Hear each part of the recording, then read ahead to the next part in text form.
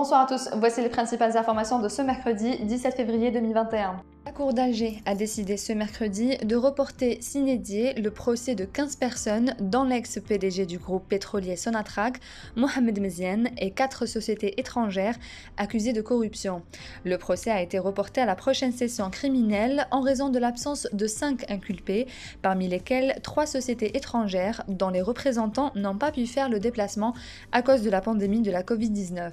Ils sont poursuivis pour plusieurs chefs d'accusation, dont entre autres association de malfaiteurs, passation des marchés en violation de la législation et du règlement, octroi d'avantages injustifiés au profit d'autrui et augmentation des prix lors de la passation des marchés. Le tribunal de Cheraga à Alger a prononcé ce mercredi une peine de 7 ans de prison ferme avec l'émission d'un mandat d'arrêt international contre Hicham Aboud et une peine de 2 ans de prison, dont 1 avec sursis, contre Merzi Mouloud et Khalat Amol avec la confiscation de tous les biens saisis.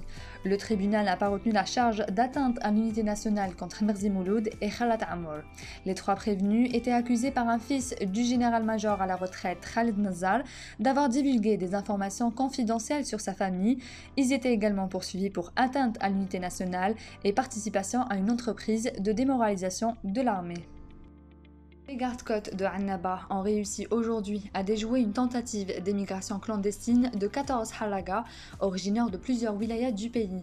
Au moment de leur interception, les halagas avaient pris la mer aux premières heures de la journée de ce mercredi à bord d'une embarcation de fabrication artisanale des côtes de la wilaya de Annaba avec l'objectif d'atteindre celle de Sardaigne en Italie. Ils ont été conduits au siège de la station des gardes-côtes située près du port de Annaba.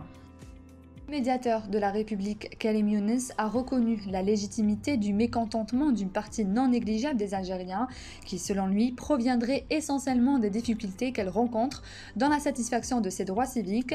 Le citoyen est quotidiennement confronté à des obstacles pour récupérer son propre argent, pour obtenir un document d'état civil, obtenir un rendez-vous de consultation ou d'exploration médicale à l'hôpital public, etc., a-t-il dénoncé ce mercredi lors d'un regroupement régional des médiateurs de la République des wilayas de l'ouest du pays.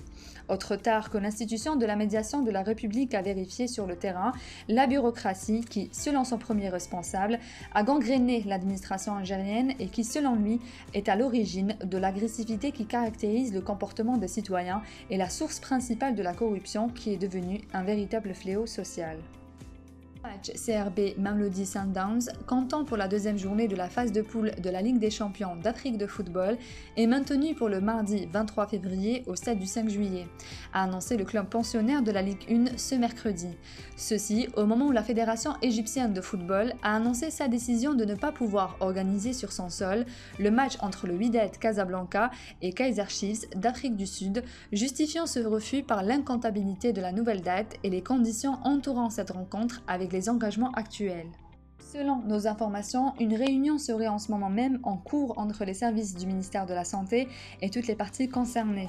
Pour rappel, le professeur Mohamed Beket Berkani, membre de la Commission nationale de veille et de suivi de l'évolution de la pandémie de Covid-19, a appelé lundi à la délocalisation du match de Ligue des champions CRB Belouizdad Mamelodi Sundowns en raison des risques de contamination aux variants sud-africains.